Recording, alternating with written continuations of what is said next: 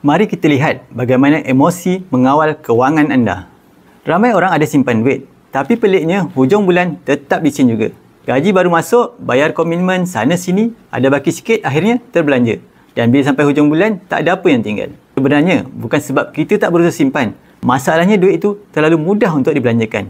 Berdasarkan pengalaman saya, punca utama duit cepat habis adalah kerana kita gagal kawal emosi sewaktu berbelanja. Bila ada duit, otak kita ligat fikir, macam mana nak habiskan duit tu? Walaupun benda itu bukan keperluan. Tambah pula sekarang, duit boleh transfer online, boleh swipe card, paywave, scan QR, link dengan shopping online, semua terlalu mudah. Akhirnya duit gaji kita tak sempat berehat, apatah lagi membesar. Habis begitu saja tanpa kita sedari. Kalau nak ubah nasib kewangan, kita kena ubah cara menyimpan. Saya sendiri gunakan teknik tukarkan sebahagian simpanan menjadi emas. Sebab apa emas? Emas tak boleh di-swipe, tak boleh paywave, tak boleh ditransfer dan sebagainya. Dan bila pegang emas fizikal, kita akan fikir 2-3 kali sebelum nak jual. Bila duit jadi emas, otomatik kita lebih berhati-hati. Emas ini ibarat kunci yang sangat berkesan untuk kawal nafsu dan emosi kita berbelanja.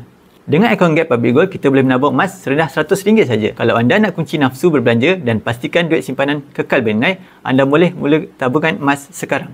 Bagi yang ingin mulakan simpanan emas fizikal Public Gold, boleh klik link di profil, daftar secara percuma dan saya akan bimbing anda sebaiknya.